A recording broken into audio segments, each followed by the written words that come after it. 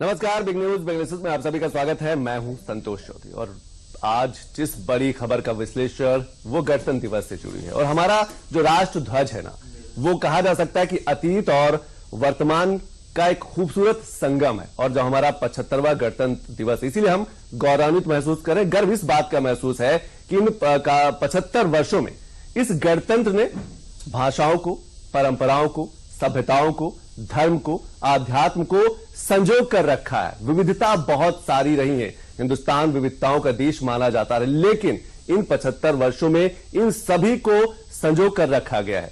हालांकि 7.5 दशक का जो सफर होता है किसी भी देश के लिए, किसी भी राष्ट्र के लिए बहुत ज्यादा नहीं होता, लेकिन आप ये समझिए कि इन 7.5 का जो 7.5 दशक है, यानी कि 75 जो वर्ष है, इसमें हम विकसित भारत की तरफ बढ़ रहे हैं। एक बड़ा संकल्प, इसमें हम 5वीं बड़ी अर्थव्यवस्था बन गए हैं।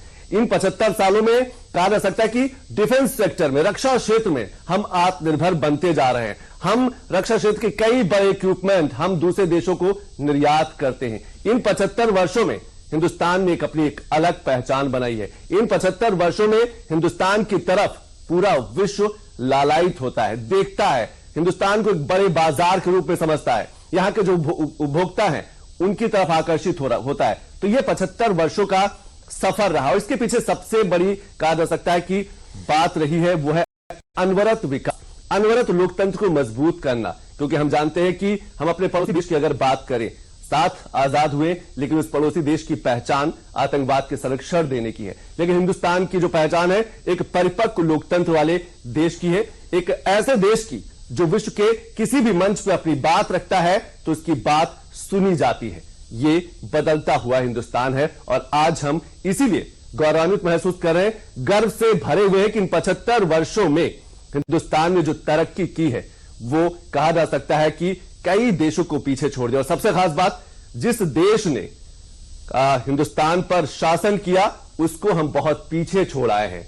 10वीं अर्थव्यवस्था से हम 5वीं बड़ी अर्थव्यवस्था बन गया, यानी कि ब्रिटेन जैसे देश ने जिसने हिंदुस्तान पर कहा जा सकता है कि शासन किया, वो आज बहुत पीछे है अर्थव्यवस्था को लेकर। और अर्थव्यवस्था की बात हम इसलिए कह रहे हैं क्योंकि किसी भी देश का, किसी भी राष्ट्र की जो अर्थव्यवस्था होती है, जो आर्थिक आधार होता है, यही सबसे बड़ा आधार होता है। और जिस देश की अर्थव्यवस्था मजबूत होती है वो देश सबसे शक्तिशाली माना जाता है। तो आज बिग न्यूज बेंगलुरु में इसी बात का विश्लेषण, और लगातार सुबह से ही हिंदुस्तान जो है 75वां गणतंत्र दिवस के कहा जा सकता है कि समारोह में सराबोर। हमने कर्तव्य पथ की झांकियां देखी जो आप अपनी स्क्रीन पर लगातार देख सकते हैं। लेकिन 5 बड़ी चीजें इन 75 वर्षों में और खासतौर से पिछले 14 सालों में कितना बड़ा बदलाव आया। सबसे पहले हम बात करते हैं डिजिटल इंडिया की, क्योंकि अभी हम आपको एक तस्वीर ऐसी दिखाएंगे जो आपको लगेगा कि झांकी, कर्तव्य पथ पर जो झांकी पेश की गई, वहां पर यूपीआई या डिजिटल इंडिया का जो झांकी रही है वो ये बताती है कि हिंदुस्तान एक नए तरीके से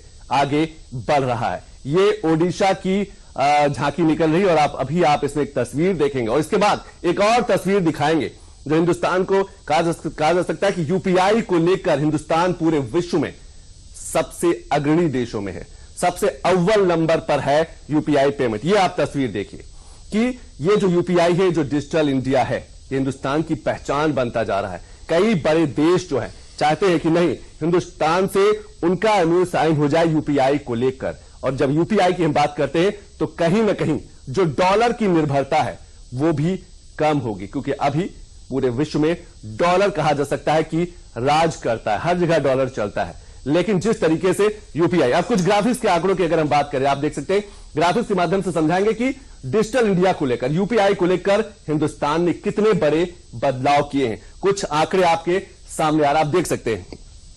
ये जो आंकड़े हैं ये बताते हैं कि यूपीआई को लेकर हिंदुस्तान जो है बहुत तेजी से आगे बढ़ा है। और डिजिटल पेमेंट की बात करें तो कई देशों को हिंदुस्तान ने पीछे छोड़ दिया है।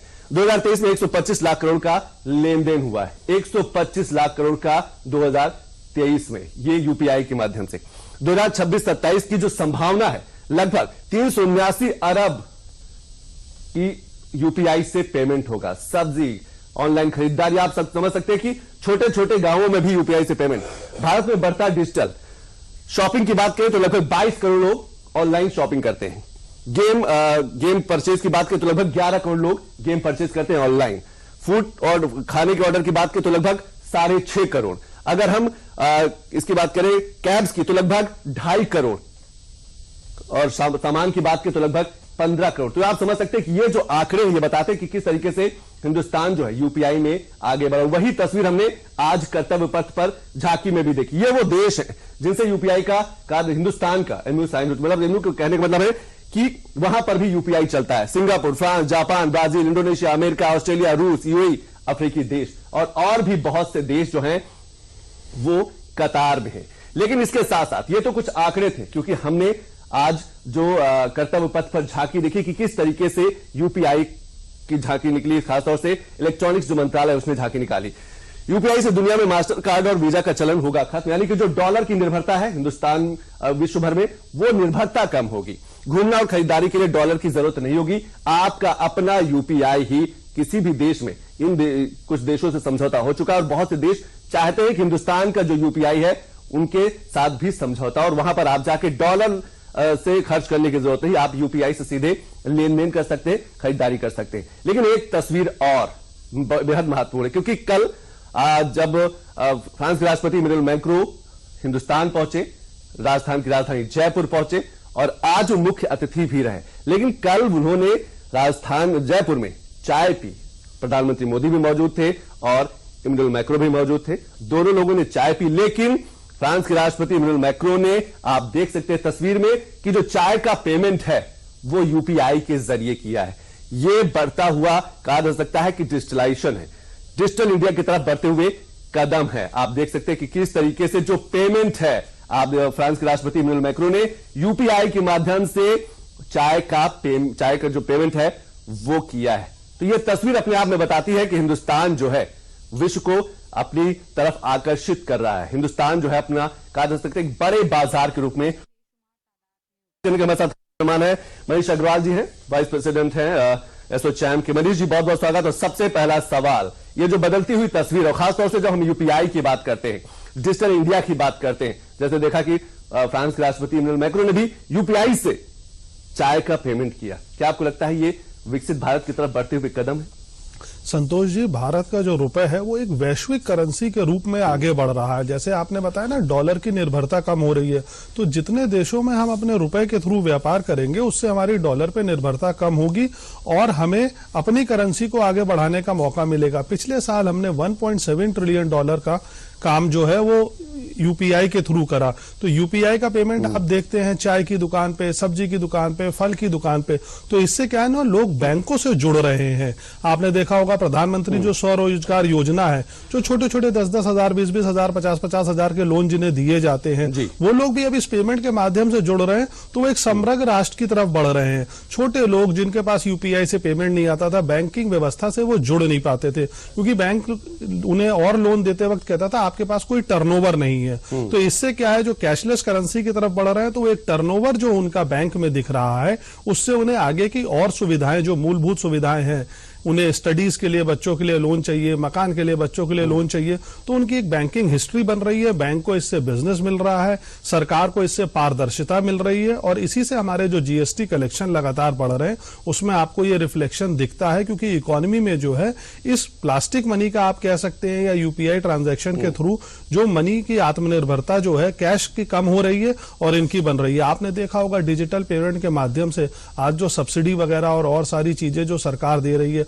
उससे सरकार कितना कैश में रेवेन्यू सेव। एक चीज और मनीष जी जरूर समझना चाहूंगा, क्योंकि हम 75वीं वर्षगांठ मना रहे हैं, 75वां गणतंत्र दिवस मना रहे हैं, पूरा हिंदुस्तान कहा जा सकता है कि गर्व की अनुभूति कर रहा है, क्योंकि जो 7.5 दशक का सफर रहा है, ये लोकतंत्र तो मजबूत हुआ ही, लेकिन अर्थव्यवस्था को लेकर भी हिंदुस्तान बहुत तेजी से बढ़ा है। क्या इसके पीछे जो अनवरत विकास की प्रक्रिया है वो लगातार चलती रही है, तभी आज हम कह पा रहे हैं कि हम विश्व की 5वीं बड़ी अर्थव्यवस्था, और कुछ ही वर्षों में, 1 साल या 2 साल में, हम विश्व की 3री बड़ी अर्थव्यवस्था बन जाएंगे? देखिए, ये जो अर्थव्यवस्था हम कह रहे हैं ना, पांचवी, तीसरी, ये सब इसका कारण है कि पूरी दुनिया का विश्वास जो है वो भारत में बढ़ रहा है। आज पूरी दुनिया ये चाह रही है कि हम भारत में निवेश करेंगे तो हमें इसके बेहतर रिटर्न मिलेंगे। पहले क्या है, लोग निवेश करने से भारत से आने में हिचकिचाते थे। अब जो देश की और प्रदेश की पॉलिसी है वो फॉरेन पॉलिसी को मद्देनजर रखते हुए ही बनाई जा रही है। जैसे आपने अपने प्रोग्राम में अभी जिक्र करा डिफेंस का। डिफेंस एक बहुत बड़ा सेक्टर है, भारत का एक बहुत बड़ा बजट का पोर्शन डिफेंस में जाता है, लेकिन अभी तक हम डिफेंस में आत्मनिर्भर नहीं थे। आज हम मेक इन इंडिया में इतने आत्मनिर्भर हो गए हैं कि हम और देशों को वो प्रोडक्ट बेच रहे हैं। पहले हम विदेश से जो भी डिफेंस के प्रोडक्ट खरीदते थे वो सर्विस होने के लिए भी विदेश में जाता था। जैसे आपने मैक्रोन जी का जिक्र करा, हम लोगों ने राफेल परचेज करे। अब राफेल का सर्विस स्टेशन बाहर जाना पड़ता था, लेकिन अब राफेल का सर्विस स्टेशन इंडिया में है।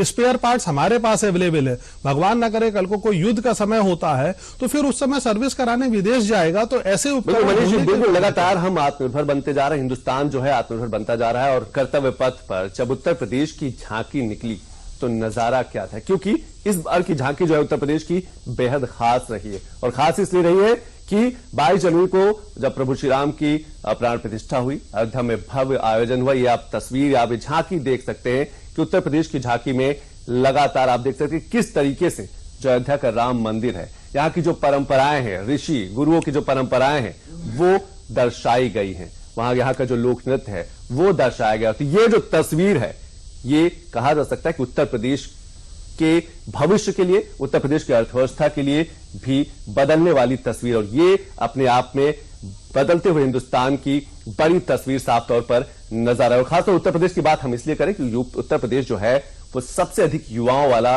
कहा जा सकता है कि राज्य है। सबसे अधिक युवा उत्तर प्रदेश में, हिंदुस्तान में सबसे अधिक युवा वाला देश। और ऐसे में संभावनाएं भी हैं, संकल्प भी हैं, और जो संकल्प है उनको पूरे करने की सिद्धि भी है। तो ये तस्वीर, लेकिन कुछ आंकड़े बेहद जरूरी है, क्योंकि 22 जनवरी के बाद उत्तर प्रदेश की जो तस्वीर है वो तेजी से बदली है। कुछ ग्राफिक्स आपके स्क्रीन पर आ रहे हैं, समझने की कोशिश करते हैं कि 22 जनवरी के बाद जब प्राण प्रतिष्ठा के बाद अयोध्या कितना बदला है, अयोध्या के साथ साथ वहां की तस्वीर कितनी बदली। ये आंकड़े आप देख सकते हैं।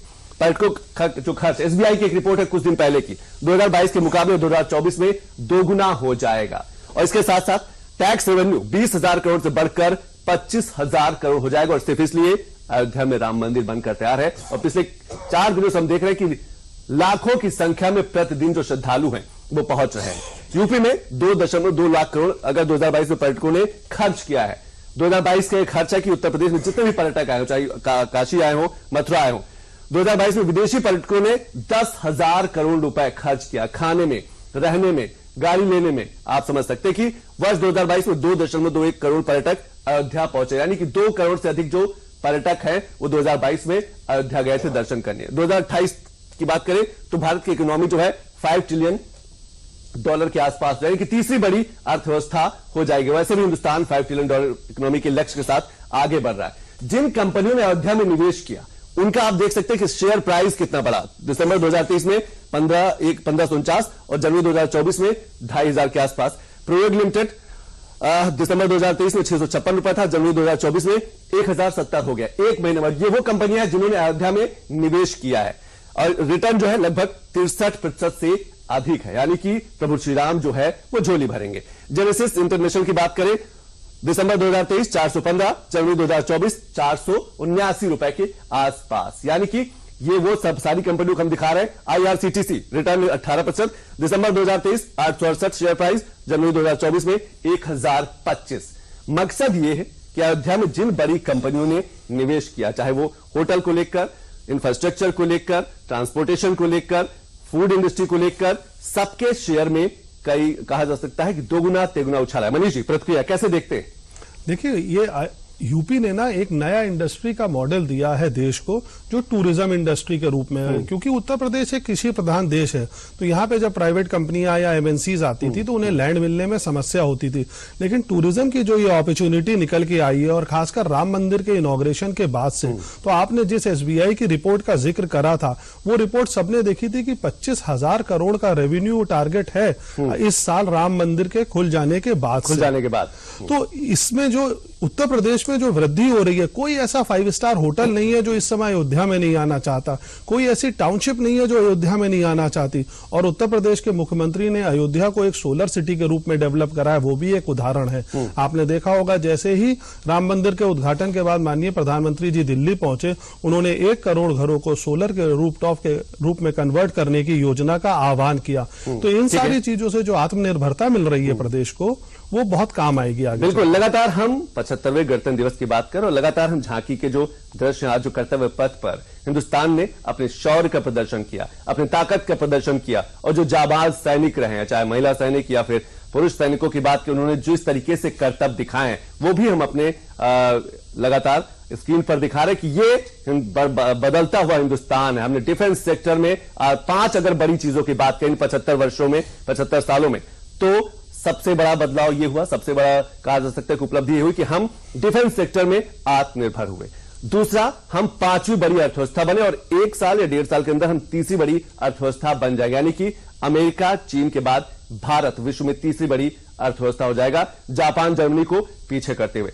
चौथा सबसे बड़ी उपलब्धि डिजिटलाइजेशन, जिस तरीके से यूपीआई के पेमेंट को लेकर हिंदुस्तान पूरे विश्व में पहले स्थान पर है, तो ये कुछ बड़े बदलाव हैं। लेकिन इसरो यानी कि अगर स्पेस इंडस्ट्री की बात करें, वो भी हम झांकी आपको दिखाएंगे कि किस तरीके से इस बार 2023 का जो साल रहा है उपलब्धियों भरा साल कहा जा सकता है। और इसीलिए इस 26 जनवरी में इसरो और चंद्रयान की झांकी आप देख सकते हैं कि चंद्रयान की सफलता के बाद तो इसरो यानी कि जो इंडियन स्पेस रिसर्च ऑर्गेनाइजेशन है उसकी तरफ पूरे विश्व भर की निगाहें हो गई हैं। नासा जैसे जो संस्थाएं हैं वो भी इसरो से कंसल्ट करती है, इसरो की तरफ देखती हैं, क्योंकि हमने चंद्रयान 3 की सफलता हासिल की थी और साउथ पोल पर लैंड करा के विश्व में पहला स्थान हासिल किया, पहला देश बना हिंदुस्तान। लेकिन कुछ आंकड़े भी हम बताते कि स्पेस इंडस्ट्री को लेकर खासतौर से हिंदुस्तान पिछले कुछ वर्षों में किस तरीके से आगे बढ़ा। इसके पीछे पीपीपी मॉडल जो है वो भी प्राइवेट जो कंपनियां हैं उनको इन्वॉल्व किया गया। मनीष जी, आप भी देख सकते हैं इसरो ने एक साथ 114 उपग्रह छोड़े थे। चंद्रयान मंगलयान ये अभियान है उनके, अंतरिक्ष में अपनी संपत्तियों की सुरक्षा के लिए हिंदुस्तान ने अपना एक स्पेस सेंटर बनाया। इसरो को IS-4 शुरू किया गया। सैटेलाइट की रक्षा करने में खुद हिंदुस्तान सक्षम हुआ। ये वो हिंदुस्तान है जब एक उपग्रह छोड़ने के लिए दूसरे देशों पर निर्भर रहता था, लेकिन आज दूसरे जो देश है, कई छोटे बड़े देश है जो हिंदुस्तान पर निर्भर है, क्योंकि यहां पर कहा जा सकता है कि इसरो की अगर बात करें भारतीय अंतरिक्ष बाजार में अर्थव्यवस्था की रफ्तार 2020 में लगभग 9.6 अरब डॉलर अर्थव्यवस्था थी इसरो स्पेस इंडस्ट्री की। 2025 में 13 अरब डॉलर हो जाएगी। 2020 में 450 अरब डॉलर थी और 2025 में इसके साथ साथ 2026 में 600 अरब डॉलर का लक्ष्य है। तो ये बदलता हुआ हिंदुस्तान है और इसकी झलकियां जो है आज हमने कर्तव्य पथ पर भी लगातार देखी। तो ये जो बड़ी बात है, मनीष जी कैसे देखते हैं, क्योंकि चंद्रयान 3 की सफलता के बाद जो हिंदुस्तान है ना, स्पेस इंडस्ट्री में भी उसने अपनी एक अलग पहचान, अलग धमक हासिल की है और वो आज कर्तव्य पथ पर दिखी भी। देखिए, इन सफलताओं के साथ हमें एक चीज और देखनी पड़ेगी कि आप ये देखिए ये किस कॉस्ट में हुई है। ये जितने भी चंद्रयान वगैरह के अभियान है, ये सारे अभियान जो है मिनिमम कॉस्ट में करे गए हैं।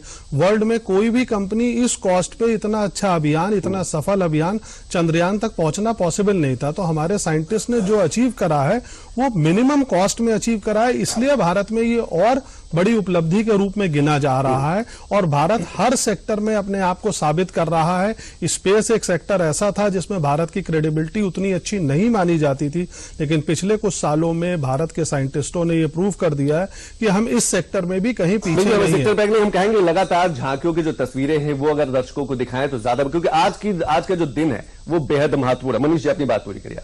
देखिए, मैं आपको ये बता रहा था कि जैसे हमारे प्रधानमंत्री जी ने कहा है ना कि अगले चुनाव में हम मंगल ग्रह पे जाने की सोच रहे हैं, तो यहां तक की चीजें जो हैं भारत अब सोचने लगा है। भारत में वो क्षमता आ गई है। बहुत से देश भारत की उपग्रह और सैटेलाइट्स को यूज कर रहे हैं। अब भारत और देशों के लिए भी सैटेलाइट इंडिया से दे रहा है। पहले ये चीजें भारत को बाहर से लेनी पड़ती थी, तो भारत एक आत्मनिर्भर देश के रूप में उभर रहा है और दुनिया को अब सहयोग कर रहा है टेक्नोलॉजी में। भारत सिर्फ उनसे ले नहीं रहा है, उनके साथ कदम मिला के और उनके साथ आगे बढ़ रहा है कि अब आपको जो हमसे चाहिए वो ले लीजिए।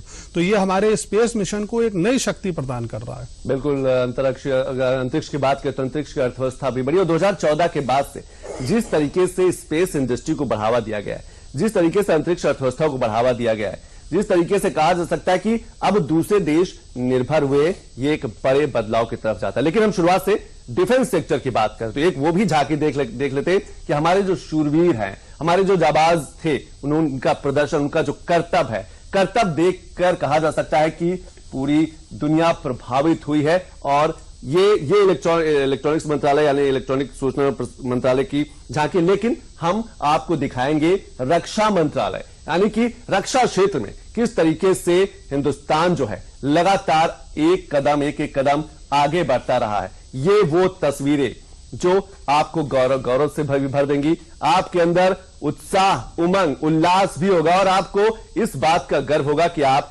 हिंदुस्तान के रहने वाले, क्योंकि 75 वर्षों का जो संघर्ष रहा है वो यहां दर्शाता है। 75 वर्षों का जो कहा जा सकता है कि सफलता रही, जो उपलब्धि रही है, आसमान, हिंदुस्तान के आसमान पर ये गरजते एयरक्राफ्ट, गरजते जो हेलीकॉप्टर है, ये बताते हैं कि हिंदुस्तान जो है पूरे विश्व को अपनी ताकत दिखाने की क्षमता रखता है। और लगातार 2014 के बाद से हिंदुस्तान कहता रहा है कि हम जो बदलता हुआ हिंदुस्तान है, वो आंखों में आंखें डाल के बात करने वाला हिंदुस्तान है, आंखें झुकाकर बात करने वाला हिंदुस्तान नहीं है। और ये वो तस्वीरें हैं, ये हमारे वो शूरवीर हैं जिनकी वजह से कहा जा सकता है कि हम आप सुरक्षित हैं, अपने घरों में चैन से बैठते हैं। और यही वो तस्वीरें हिंदुस्तान को सबसे अलग बनाती है। और आज कर्तव्य पथ पर साहस, शौर्य का जो नजारा दिखा, उससे कहा जा सकता है कि जो पड़ोसी देश है वो तो उनके तो कहा जा सकता है कि वो प्रभावित जरूर हुए होंगे, क्योंकि हिंदुस्तान ने आज जो अपनी ताकत दिखाई है, हिंदुस्तान ने अपने आसमान पर जो ताकत दिखाई है,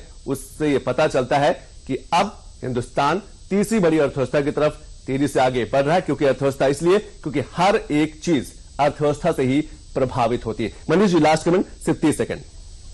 देखिए, ये जो आप डिफेंस की बात कर रहे हैं या जितने भी क्षेत्रों की हमने बात करी है, यूपीआई, डिफेंस, ये भारत को एक आत्मनिर्भर देश की तरफ लेके अग्रसर हैं। और हमें ये प्रतीत हो रहा है कि हम जल्दी वो 5 ट्रिलियन इकोनॉमी की ओर अग्रसर है और हम जल्दी उस टारगेट को अचीव करेंगे। और इन सब चीजों के साथ हमारा सहयोग, देश का सहयोग बढ़ता रहेगा। उसमें बिल्कुल देश का सहयोग बढ़ता रहेगा। और इसीलिए हिंदुस्तान जो है, हिंदुस्तान की जो आवाज है, अब पूरा विश्व सुनना चाहता है। बड़े बड़े विकसित राष्ट्र जो हैं हिंदुस्तान की तरफ आकर्षित हो रहे हैं, क्योंकि हिंदुस्तान एक बड़े बाजार के रूप में उभरा है। यहाँ के जो उपभोक्ता हैं बड़ी संख्या में, बड़े बड़े विकसित राष्ट्र जो हैं यहाँ फैक्ट्रियां लगाना चाहते हैं, कंपनियां भेजना चाहते हैं, सिर्फ इसलिए कि ये जो 7.5 दशक रहे हैं, जो 75 वर्ष का कहा जा सकता है कि काल रहा है, समय चक्र रहा है, हिंदुस्तान अनवरत विकास करता रहा है। और आज इसीलिए पूरे विश्व को लेकर हिंदुस्तान जो है अपनी एक अलग छाप, अलग पहचान रखता है। मनीष जी, आपने समय निकाला, इसके लिए बहुत बहुत शुक्रिया। तो बिग न्यूज बिजनेस में आज हमने बात की कि 7.5 दशकों का जो कहा जा सकता है कि सफर रहा है, अब हम विकसित भारत की तरफ एक नए संकल्प के साथ 2047 में विकसित राष्ट्र का जो सपना देखा है, विकसित राष्ट्र का जो तिरंगा है, उसका सपना जो देखा है, उस संकल्प के साथ लगातार हिंदुस्तान आगे बढ़ रहा है। तो कल फिर किसी अच्छे विषय के साथ आपके सामने पेश होगा। तब तक के लिए नमस्कार।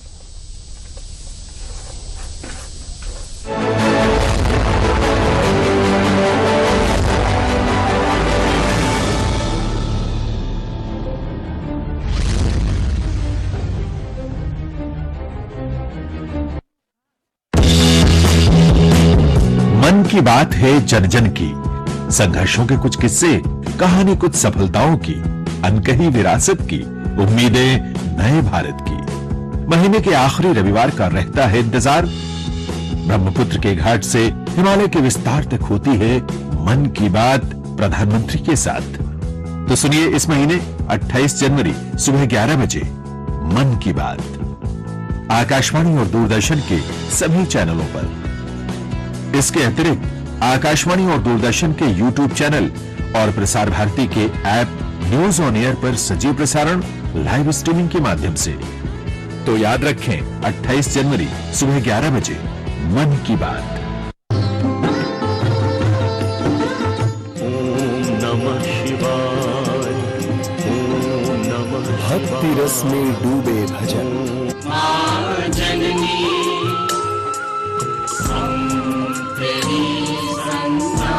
करें ईश्वर का वंदन, करें हर मंदिर के दर्शन, जुड़े हमारे साथ।